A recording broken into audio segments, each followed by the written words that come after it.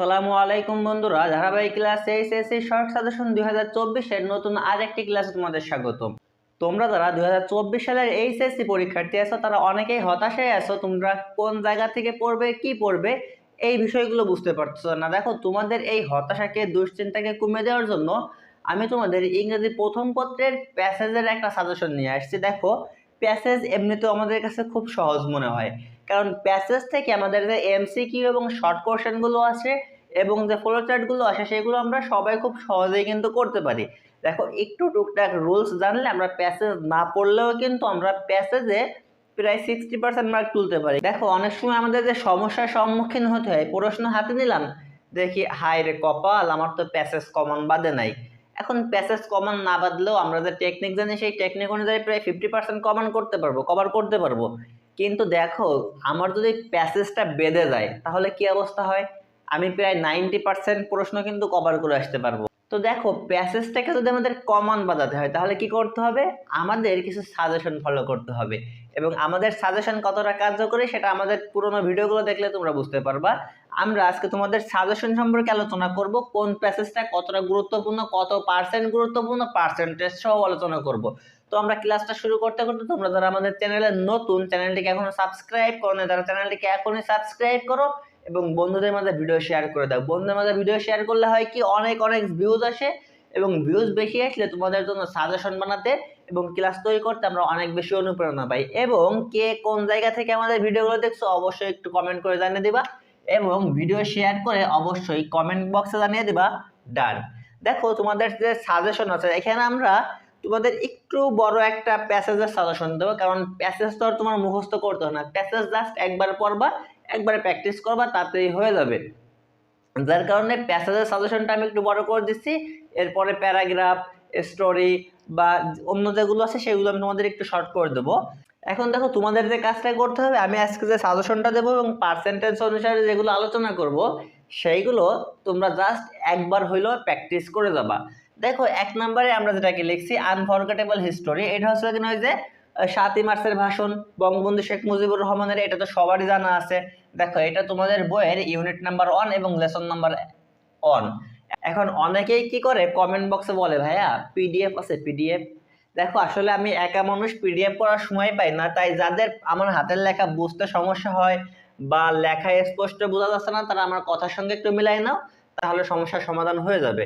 এখন দেখো, এই যে দ্য আনফরগেটেবল হিস্টোরি, যেহেতু এটা বঙ্গবন্ধু শেখ মুজিবুরকে নিয়ে, তো বুঝতেই পারতেছে এটার পার্সেন্টেজ আর কত দেবে, এটা প্রায় 95% গুরুত্বপূর্ণ। এবং তোমাদের বলে রাখি, মুক্তিযুদ্ধ এবং শেখ পরিবার রিলেটেড যতগুলো প্যাসেজ আছে বা যাই আছে সবকিছুই কিন্তু পরীক্ষার জন্য হেভি গুরুত্বপূর্ণ।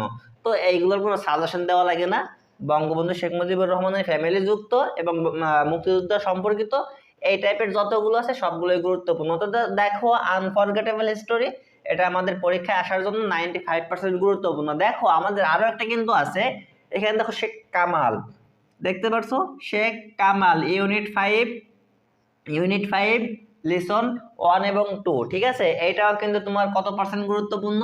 এইটাও তোমার 95% গুরুত্বপূর্ণ। তো দেখো, আমরা কিন্তু দুইটা প্যাসেজ গুরুত্বপূর্ণ পেয়ে গেলাম। এখন দেখো, এই পার্সেন্টেজ অনুসারে কিন্তু তোমরা পড়বা কোন প্যাসেজ কত পার্সেন্ট গুরুত্বপূর্ণ, এটা বুঝতে পারছো। যার পার্সেন্টেজ বেশি তার সম্ভাবনা তত বেশি। তারপর দেখো নেলসন ম্যান্ডেলার, ঠিক আছে, এটা 90% ধরতে পারো, এটা 90% সম্ভাবনা। এখন দেখো, তোমাদের একটা কথা বলে রাখি, এই সাজেশন থেকে যে একদম হুবহু 100% কমন বাঁধবে এরকম কিন্তু না, তবে আল্লাহর রহমতে আমাদের সাজেশন থেকে প্রায় 90% প্রশ্ন কমন বাদে। আমাদের পুরোনো যে ভিডিওগুলো আছে সেই ভিডিওগুলো দেখলেই কিন্তু তোমরা বুঝতে পারবা।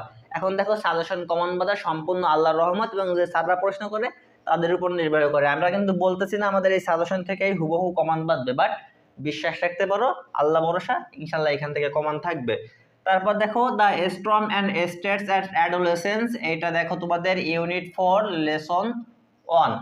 এইটাই পরীক্ষায় আসার সম্ভাবনা তোমরা 99% ধরতে পারো। তো 99% বলতে গেলে তোমরা কিন্তু বলতেই পারো এটা আমাদের কমন থাকে বলতে গেলে, ঠিক আছে।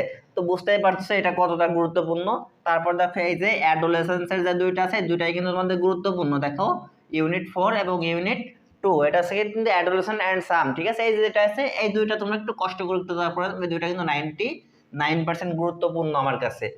এবং শুধুমাত্র আমার কাছে না, তোমরা যে যে জায়গায় প্রাইভেট পড়ো দেখো সব জায়গায় কিন্তু আমাদের এই প্যাসেজগুলোর প্র্যাকটিস করাবে, কারণ এই প্যাসেজগুলোর গুরুত্ব কিন্তু অনেক বেশি।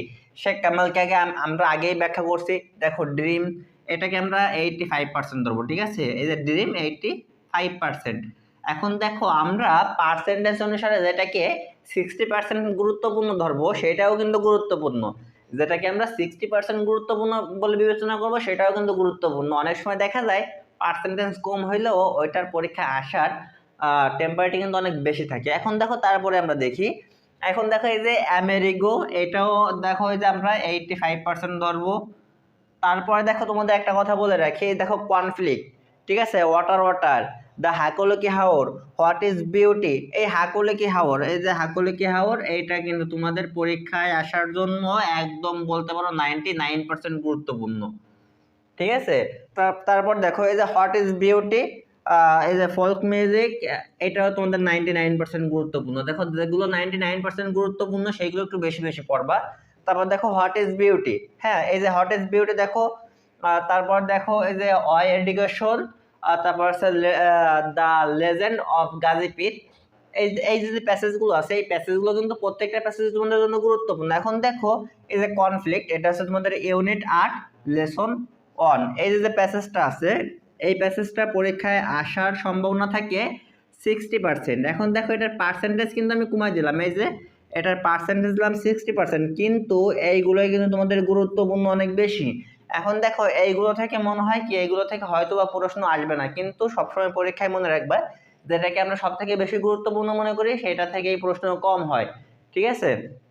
তো এই যে দেখো কনফ্লিক্ট, এটাকে আমাদের গুরুত্বপূর্ণ কম মনে হচ্ছে, তো এটা থেকে প্রশ্ন আসার সম্ভাবনা কিন্তু সব থেকে বেশি। তারপর দেখো ওয়াটার ওয়াটার এভরিওয়্যার, এই যে যেটা আছে এটার দেখো ইউনিট নাম্বার 10 লেসন নাম্বার 1, এটাও তোমরা 70% গুরুত্বপূর্ণ। দেখো পার্সেন্টেজ কম মানে পরীক্ষা আসার সম্ভাবনা বেশি। আমি কিন্তু এই ব্যাখ্যাটা দিয়েই দিছি। দেখো তোমাদের সাথেও কিন্তু এই জিনিসটা খেয়াল করে দেখবা, তোমাদের কাছে যেটা বেশি গুরুত্বপূর্ণ মনে হচ্ছে সেটা থেকেই প্রশ্ন কিন্তু তোমাদের কাছে দেখবা বেশি আসতেছে। তারপর দেখো এই যে হোয়াট ইজ বিউটি, এটা তোমাদের 90% গুরুত্বপূর্ণ। আচ্ছা তারপর দেখো এই যে হোয়াট ইজ বিউটি হচ্ছে ইউনিট নাম্বার 11 এবং লেসন নাম্বার হচ্ছে 1। দেখো তারপর দেখো হোয়াই এডুকেশন, এটা হচ্ছে ইউনিট নাম্বার 12 আর লেসন নাম্বার হচ্ছে 1। আর লেজেন্ড অফ গাজীপীর, এটা তোমাদের জন্য অনেক বেশি গুরুত্বপূর্ণ এবং এটা পরীক্ষায় চলে আসতে পারে, তো এটা আমরা 99% গুরুত্বপূর্ণ দেবো। এখন দেখো তোমাদের এইখানে মাত্র 15টা প্যাসেজ দেওয়া হয়েছে, এই প্যাসেজগুলো যদি তোমরা কভার করো তাহলে তোমাদের এইখান থেকে যে এমসিকিউ থাকে সেই এমসিকিউ ইনশাআল্লাহ কমন থাকবে। তারপর দেখো যে শর্ট কোশ্চেন থাকে সেগুলো তোমাদের কমন থাকবে এবং ফলো চার্টের জন্য আমাদের এইখান থেকে কমন থাকবে। এরপর আমাদের যে সামারাইজ থাকে সেই সামারাইজের জন্য আমরা তোমাদের আলাদা সাজেশন দেবো, সেই সাজেশন অনুসারে পড়লে হবে। এবং প্রত্যেকটা দাগ নাম্বারে দেখো এই দেখো তোমাদের এমসিকিউ এবং শর্ট কোশ্চেন এটা থাকবে এক নম্বরে দুইটা ভাগ থাকবে। এক নম্বরের এ দাগে আসবে এমসিকিউ এবং বি দাগে আসবে শর্ট কোশ্চেন এবং দুই দাগে আসবে ফলো চার্ট, তিন দাগে আসবে সামারাইজ, চার নম্বরে আসবে যে গ্যাপ।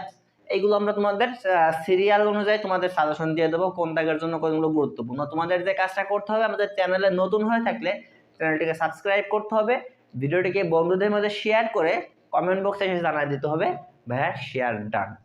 দেখা হচ্ছে পরবর্তী ক্লাসে নতুন কোনো সাজেশন নিয়ে অথবা নতুন কোনো সমস্যার সমাধান নিয়ে।